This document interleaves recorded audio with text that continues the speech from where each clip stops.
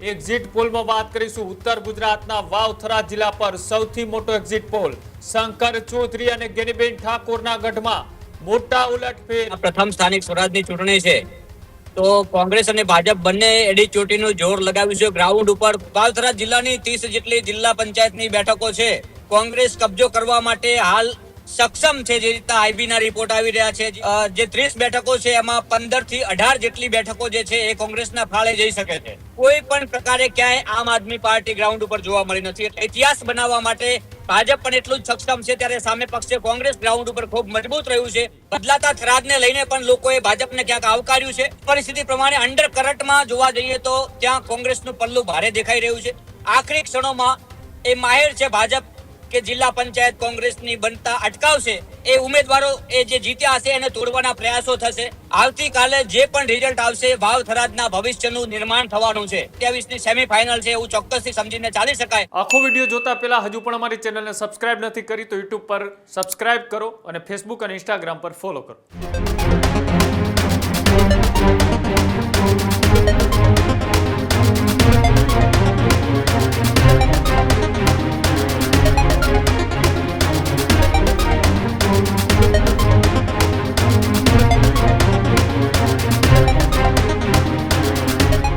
Exit પોલમાં વાત કરીશું. ઉત્તર ગુજરાતના વાવથરા જિલ્લા પર સૌથી મોટો એક્ઝિટ પોલ. સ્થાનિક પત્રકારોના મતે વાવથરાદનો એક્ઝિટ પોલ.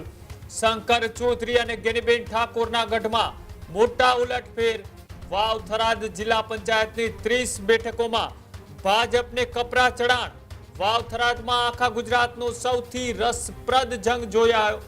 વાવથરાદમાં ભાજપ અને કોંગ્રેસ વચ્ચે જોરદાર કાટેકી ટક્કર જેવો માહોલ.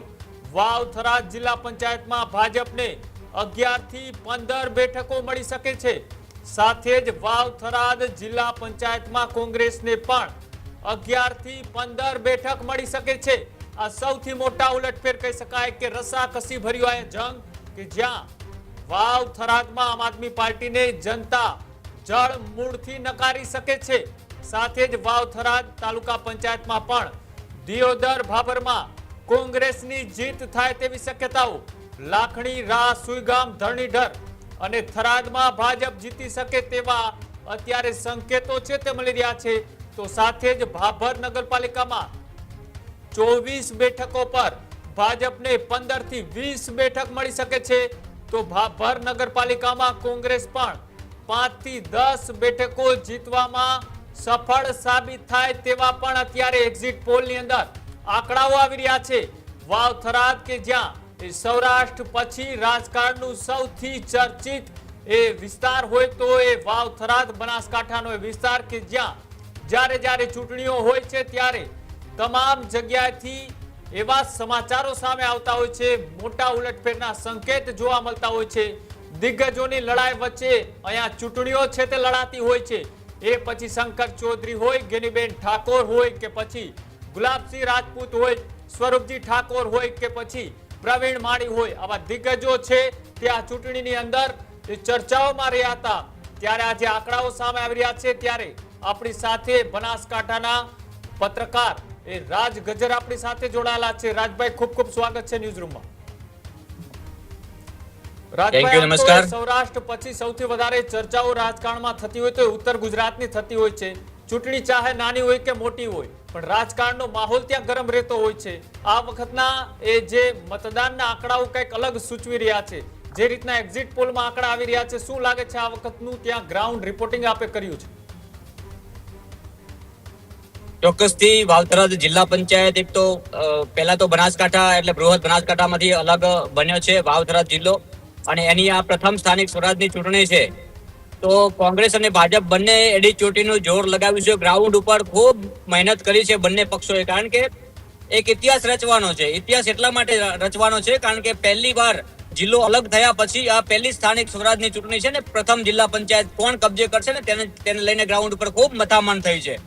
એટલે અત્યારે તો કહી શકાય કે વાવથરા જિલ્લાની 30 જેટલી જિલ્લા પંચાયતની બેઠકો છે, જેમાં લગભગ મારો સર્વે છે, હું જેટલો ગ્રાઉન્ડ ઉપર ફર્યો છું, જે લોકોના મંતવ્ય જાણ્યા છે, લોકોના પ્રશ્નોને જ્યારે વાચા આપવા હું ગ્રાઉન્ડ ઉપર ઉતરું ત્યારે જે દ્રશ્યો સામે આવ્યા છે તે જોતા ચોક્કસથી મને લાગે છે કે 2024માં લોકસભામાં જે અંડર કરંટ હતો પબ્લિકનો, અને ગુજરાતમાં 26 બેઠકોમાંથી જ્યારે માત્ર એક બેઠક બનાસકાંઠાએ કોંગ્રેસના ફાળે ગઈ હતી, સાંસદ તરીકે ગેનીબેન જીતીને દિલ્હી ગયા, અને એ જ કરંટ આ વખતે ગ્રાઉન્ડ ઉપર કોંગ્રેસનો જોવા મળી રહ્યો છે. એટલે ક્યાંક ને ક્યાંક જિલ્લા પંચાયત ઉપર કોંગ્રેસ કબજો કરવા માટે હાલ સક્ષમ છે. જે રીતના આઈબીના રિપોર્ટ આવી રહ્યા છે, જે પ્રકારે પત્રકારોના એક્ઝિટ પોલ આવી રહ્યા છે, તો અત્યારે જે 30 બેઠકો છે એમાં 15 થી 18 જેટલી બેઠકો જે છે એ કોંગ્રેસના ફાળે જઈ શકે છે.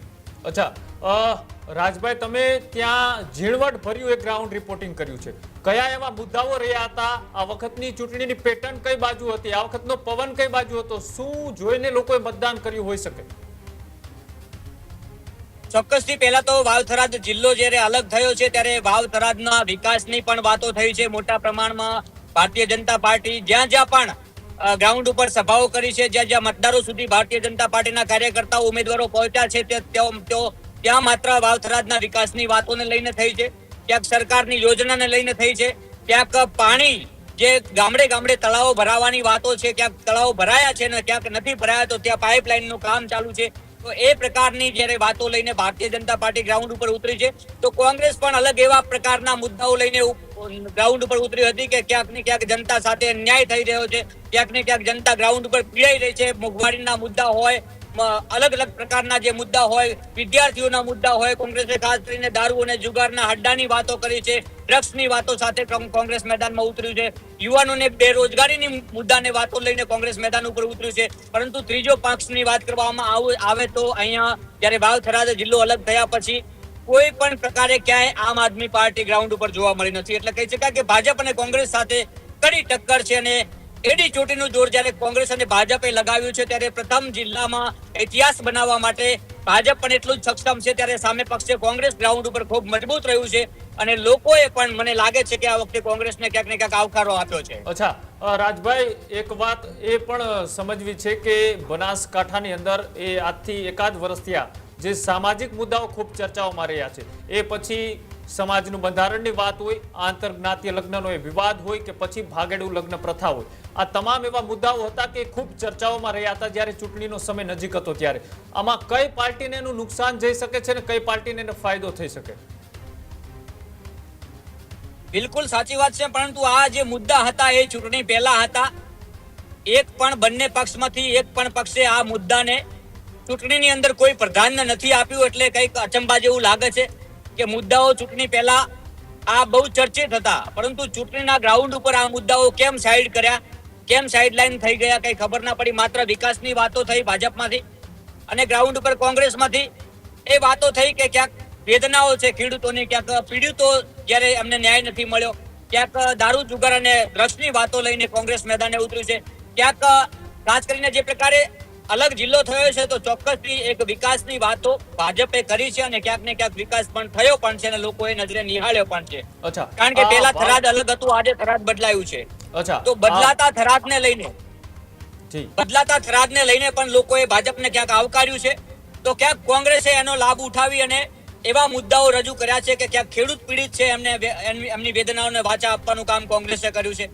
ક્યાંક કેટલાક લોકોને ન્યાય નથી મળ્યો, તો એ પ્રક્રિયામાં ક્યાંક ભાજપ ઊંડું ઉતર્યું હોય કે ના ઉતર્યું હોય, પોલીસ ઉપર આક્ષેપો થયા છે કોંગ્રેસ દ્વારા. અલગ અલગ પ્રકારના મુદ્દાઓ સાથે બંને પક્ષો એડી ચોટીનું જોર લગાવ્યું છે કે ભાજપ કોંગ્રેસ આ બંનેમાંથી કોણ આ જિલ્લા પંચાયત ઉપર કબજો કરે છે. પરંતુ ગ્રાઉન્ડ રિપોર્ટ અત્યારે એવું કહે છે, જે રીતે અંડર કરંટ આવ્યો, જે પરિસ્થિતિ લોકસભામાં હતી એ જ પરિસ્થિતિ પ્રમાણે અંડર કરંટમાં જોવા જઈએ તો ત્યાં કોંગ્રેસનું પલ્લું ભારે દેખાઈ રહ્યું છે. પરંતુ ક્યાંક ને ક્યાંક મને લાગે છે કે ઇતિહાસ બનાવવામાં ભાજપ સફળ બનશે. ઇતિહાસ બનાવવામાં ભાજપ એટલા માટે સફળ બનશે કે ભલે 15 થી 18 સીટો ઉપર એક્ઝિટ પોલ અત્યારે આવી રહ્યો, આઈબીના રિપોર્ટ આવી રહ્યા હોય કોંગ્રેસની જિલ્લા પંચાયત બને, પરંતુ આખરી ક્ષણોમાં એ માહેર છે ભાજપ કે જિલ્લા પંચાયત કોંગ્રેસની બનતા અટકાવશે, અને ભાજપને મને લાગે છે કે અહીંયા જિલ્લા પંચાયતમાં આગળ નહીં વધવા દે. કારણ કે ક્યાંક ને ક્યાંક કદાચ જિલ્લા પંચાયતની સીટો કોંગ્રેસમાં વધુ આવી તો મને લાગે છે કે ક્યાંક ને ક્યાંક એ ઉમેદવારો એ જે જીત્યા હશે એને તોડવાના પ્રયાસો થશે, અને મને લાગે છે કે ઇતિહાસ દોહરાવવામાં ભાજપ જે રીતના અગ્રેસર રહ્યું છે, તો અહીંયા એક ઇતિહાસના પન્ના ઉપર ભાજપ કદાચ નામ નોંધાવી શકે કે પ્રથમ જિલ્લો બનતાની સાથે જ અમે જિલ્લા પંચાયતની સ્થાપના કરી છે. અચ્છા, આ તો રાજભાઈ તમે ખૂબ મોટી વાત કરી દીધી કે ગેનીબેનની ત્યાં હાજરી તેમ છતાંય કોંગ્રેસની એટલી સીટો આવે ને જિલ્લા પંચાયત ના બને, પણ એ તો રિઝલ્ટ આવશે ત્યારે ખબર પડશે. પણ બીજી એક વાત એ કે ખરેખર એ વિસ્તારની અંદર એ કોંગ્રેસ મજબૂત થઈ છે કે પછી ભારતીય જનતા પાર્ટીનો આંતરિક જૂથવાદ અને આંતરિક વિવાદના કારણે લોકો છે તે બીજી પાર્ટી તરફ વળ્યા છે? ક્યાંક ને ક્યાંક ભારતીય જનતા પાર્ટીમાં એવા આક્ષેપો થઈ રહ્યા છે, ગ્રાઉન્ડ ઉપર એવા આક્ષેપો થઈ રહ્યા છે, આગેવાનો ક્યાંક ને ક્યાંક આક્ષેપો કરતા હોય છે કે ભારતીય જનતા પાર્ટીએ ગ્રાઉન્ડ ઉપર જે આગેવાનો જેમને કામ કર્યા છે પક્ષ માટે, એમને માગણી કરી હોય તો ક્યાંક ટિકિટો નથી આપી, ક્યાંક વાલા દવાલાની નીતિ જ્યારે અપનાવી છે ભારતીય જનતા પાર્ટીને, આવા આક્ષેપો ગ્રાઉન્ડ ઉપર થઈ રહ્યા છે. તો એ ક્યાંક માઇનસ પોઈન્ટ ભારતીય જનતા પાર્ટીનો એટલા માટે છે કે જેમ કે તમે સાંભળ્યું છે કે ઠાકોર સેનાના સેક્રેટરી મુકેશ ઠાકોર, એમનો જે બળાપો છે એ બહાર આવ્યો છે, એમનો ગુસ્સો બહાર આવ્યો છે. એમણે એ સ્પષ્ટ કહ્યું છે કે કોંગ્રેસની તરફેણમાં મતદાન કરીને ભાજપને જડબાતોડ જવાબ એટલા માટે આપવાનો છે. એમણે ઠાકોર સેનાને અપીલ કરી છે, ઠાકોર સમાજને પણ અપીલ કરી છે કે એટલા માટે કોંગ્રેસને મત આપી અને ભાજપને જડબાતોડ જવાબ આપવાનો છે કે ક્યાંક ને ક્યાંક ભાજપે ટિકિટ આપવામાં વહાલા દવાલાની નીતિ અપનાવી છે. તો આ ક્યાંક ને ક્યાંક ભાજપનો માઇનસ પોઈન્ટ રહી શકે છે. પરંતુ ભાજપ પણ એવી જ રીતે ગ્રાઉન્ડ ઉપર તાકાતથી લડ્યું છે. અહીંયા કેબિનેટ મિનિસ્ટરો ઉતર્યા, મહામંત્રી ઉતર્યા, અહીંયા નાયબ મુખ્યમંત્રી પણ પહોંચ્યા, અહીંયા અલગ અલગ પ્રકારે કહી શકાય કે અનેક આગેવાનો ગ્રાઉન્ડ ઉપર ઉતર્યા છે. આ સ્થાનિક સ્વરાજની ચૂંટણીમાં મને લાગે છે કે વિધાનસભા અને લોકસભા જેવી સ્થિતિ હતી. જે રીતના વિધાનસભા અને લોકસભા લડવા માટે ગ્રાઉન્ડ ઉપર સતત મોટા મોટા સ્ટાર પ્રચારકો આગેવાનો ઉતરતા હોય છે, એવી જ રીતે સ્થાનિક સ્વરાજની ચૂંટણીમાં પણ એ જ થયું છે. મને તો એવું લાગે છે કે ખરેખર સ્થાનિક સ્વરાજની ચૂંટણીમાં પક્ષ કરતા છે ને વ્યક્તિ વધારે ચાલતો હોય છે. પક્ષ કરતા વ્યક્તિ વિશેષ ચાલતો હોય છે. ગ્રાઉન્ડ ઉપર ભાજપ કે કોંગ્રેસ નથી ચાલતું, પરંતુ પક્ષ એક વ્યક્તિત્વ ચાલતું હોય છે સ્થાનિક સ્વરાજની ચૂંટણીમાં. કારણ કે સ્થાનિક મુદ્દાઓ માટેનું કામ કરવાનું હોય છે, સ્થાનિક મુદ્દાઓ માટે લડવાનું હોય છે, સ્થાનિક મુદ્દાઓના વિકાસને વાચા આપવાની હોય છે. એ કામ છે સ્થાનિક વ્યક્તિત્વ, જેનું શ્રેષ્ઠ વ્યક્તિત્વ હોય છે એ અહીંયા પરિણામ લઈ જઈ શકે છે. બિલકુલ. રાજભાઈ, છેલ્લી પ્રતિક્રિયા, જે રીતનું અત્યારે એક્ઝિટ પોલમાં આંકડા બતાવી રહ્યા છે કે 30માંથી 15 થી 18 જેટલી બેઠકો કોંગ્રેસના ફાળે જઈ શકે છે. કોંગ્રેસ ત્યાં અંડર કરંટની અંદર મજબૂત દેખાઈ રહી છે અને આ જે ચૂંટણીના પરિણામો આવતીકાલે આવશે તેની સીધી અસર એ ક્યાંક ને ક્યાંક 27ના ચૂંટણી પહેલા જોવામાં આવી રહી છે કે આ સેમીફાઇનલનો જંગ છે. સેમીફાઇનલમાં જો એ કોંગ્રેસ મજબૂતાઈથી જીતી શકે તો ફરીથી એ ગઢ ગેનીબેન એ મજબૂત કરવામાં સફળ નીવડશે કે પછી એ શંકર ચૌધરી ફરીથી એ ડેમેજ કંટ્રોલ કરવામાં પણ માહિર છે, એ ડેમેજ કંટ્રોલ કરીને પણ ફરીથી 27ની અંદર એ માહોલ ભાજપનો બનાવશે? ચોક્કસથી કહી શકાય કે આપણે આમ તો આઈપીએલ ચાલે છે, મેચોની સિઝન છે અત્યારે, એટલે આ પણ એક સત્તાની સેમીફાઇનલ છે. આવતીકાલે જે પણ રિઝલ્ટ આવવાનું છે ને એ સત્તાની સેમીફાઇનલ છે અને ખાસ કરીને એનો ચોક્કસથી 27નું ભવિષ્ય દેખાઈ આવશે. આવતીકાલે જે પણ રિઝલ્ટ આવશે વાવ થરાદના ભવિષ્યનું નિર્માણ થવાનું છે. ચાહે ભાજપ આગળ હોય કે કોંગ્રેસ આગળ હોય, 27ની સેમીફાઇનલ છે એવું ચોક્કસથી સમજીને ચાલી શકાય. જે રીતના અહીંયા ટોટલ ઓલ ઓવરની વાત કરવામાં આવે તો 8 જેટલી તાલુકા પંચાયત છે અને 2 નગરપાલિકા છે અને 1 જિલ્લા પંચાયત છે. એમાં 150 જેટલા જે કહી શકાય કે તાલુકા પંચાયતમાં જે સીટો છે 150 જેટલી અને 52 જેટલી નગરપાલિકાની સીટો છે અને 30 જિલ્લા પંચાયતની સીટો છે. આ સીટો ઉપર સ્પષ્ટ અત્યારે દેખાઈ રહ્યું છે કે 28નું ભવિષ્ય નક્કી થવાનું છે. અચ્છા, જે રીતના એ ગુલાબસિંહ રાજપૂત હોય કે ગેનીબેન ઠાકોર હોય, પછી ઠાકરસિંહ રબારી, આ તમામ એવા નેતાઓ હતા કે જેઓ દમદાર રીતના એ ગ્રાઉન્ડમાં ઉતર્યા હતા અને કેટલાક ઉમેદવારો છે તેમના ફોર્મ પણ રદ થયા હતા. તેની સામે પણ તેઓએ આરોપ લગાવ્યો હતો કે ભારતીય જનતા પાર્ટીએ ડરાવી ધમકાવીને આ ફોર્મ પરત ખેંચાવ્યા છે. આ જે અસર છે એ સામાજિક રીતના અને ત્યાં જ્ઞાતિગત સમીકરણોના આધારે વધારે ચૂંટણીનું ફોકસ છે તે ધ્યાનમાં રખાતું હોય છે. જ્ઞાતિ સમીકરણની અંદર જોવા જઈએ તો ચૌધરી અને ઠાકોર સમાજે મોટી સંખ્યામાં ત્યાં છે. કયો સમાજ કઈ તરફ અત્યારે આગળ દેખાઈ રહ્યો છે? આમાં સ્થાનિક સ્વરાજની ચૂંટણીમાં કોઈ સામાજિક મુદ્દો નથી હોતો. સ્થાનિક સ્વરાજની ચૂંટણીમાં છે ને એ સ્થાનિક મુદ્દાઓને લઈને લોકો એમને મત આપતા હોય છે. એટલે અહીંયા કયો સમાજ હાવી થશે, કયો સમાજ કયા બાજુ જશે એ નક્કી ના થાય. પરંતુ ઠાકોર સમાજે પણ ભારતીય જનતા પાર્ટીને એટલા જ મત આપ્યા છે અને ચૌધરી સમાજે પણ એટલા જ મત આપ્યા છે. સાથે સાથે સૌથી વધારે ગણવા જઈએ તો ઇતર સમાજ પણ આવે છે. માત્ર દરેક ચૂંટણીમાં હે ને મોટી મોટી સમાજની વાતો જ થતી હોય છે. તો પછી એ ઇતર સમાજ જે છે ઓછા ઘરવાળી, એ ઇતર સમાજનો આંકડો આપણે મેળવીએ ને તો સૌથી વધારે મતદારો ઇતર સમાજના હોય છે. બિલકુલ. અને નિર્ણાયક ભૂમિકા કોઈ પણ ઇલેક્શનમાં નિર્ણાયક ભૂમિકા ભજવવામાં સૌથી મોખરે ઇતર સમાજ હોતી હોય છે. પરંતુ સ્થાનિક સ્વરાજની ચૂંટણી હોય, લોકસભાની હોય કે વિધાનસભાની હોય, ઇતર સમાજની ગણના બહુ ઓછી કરવામાં આવે છે. પણ ખરેખર ઇતર સમાજે કોઈ પણ ચૂંટણીમાં રિઝલ્ટ માટે એક નિર્ણાયક ભૂમિકામાં હંમેશા અગ્રેસર રહી છે અને આ વાત કોઈ પણ પક્ષે ના ભૂલવી જોઈએ. અચ્છા, એટલે તમારું કેવું એમ છે કે આ વખતે એ માત્ર બે જ્ઞાતિઓ નહીં પણ જે ઇતર જ્ઞાતિઓ છે, નાની નાની જ્ઞાતિઓ છે, ક્યાંક ને ક્યાંક કિંગ મેકરની ભૂમિકામાં એ તમામ સીટ ઉપર જોવા મળી શકે છે. 100% બિલકુલ આ ઇતર સમાજ જે છે એ 100% કિંગ મેકરની ભૂમિકામાં એટલા માટે જોવા મળે કે મેં તમને અત્યારે પણ કહ્યું કે માત્ર મોટી સમાજ જ મતદાન કરે છે એવું નથી. ઇતર સમાજની નોંધ કેમ લેવામાં આવતી નથી? એ ઇતર સમાજના મત માટે તમે એમના ઘર ઘર સુધી પહોંચતા હો છો. એ ઇતર સમાજ તમારા મહત્વના જીતમાં મહત્વની નિર્ણાયક ભૂમિકામાં હોતી હોય છે. તો પછી ઇતર સમાજની નોંધ કેમ લેવાતી નથી? માત્ર બે જ સમાજોના નામ કેમ આવે છે? બિલકુલ મોટી સંખ્યામાં ઠાકોર સમાજ છે તો 100% એમનું સમાજનું બેનિફિટ હોતું હોય છે ઉમેદવારને. કોઈ પણ સમાજનો ઉમેદવાર હોય તો સમાજના મતદારો વધારે હોય તો એ સમાજનું બેનિફિટ હોતું હોય છે અને સમાજના બેનિફિટથી એમની જીત પણ થતી હોય છે. ચૌધરી સમાજ પણ મોટી સંખ્યામાં છે તો ચૌધરી સમાજનો ઉમેદવાર હોય તો ચૌધરી સમાજનું એમના સમાજનું 100% બેનિફિટ હોતું હોય છે. પરંતુ નિર્ણાયક ભૂમિકા કોઈ પણ ઉમેદવારમાં નિર્ણાયક જીતના ભૂમિકામાં ઇતર સમાજનો ખૂબ જ મહત્વનો ફાળો રહેતો હોય છે. આ કોઈ પણ પક્ષે ના ભૂલવું જોઈએ. આ જ પ્રકારની તમામ અપડેટ જોવા માટે ન્યૂઝરૂમ ગુજરાતને લાઇક, શેર અને સબસ્ક્રાઇબ કરવાનું ભૂલતા નહીં.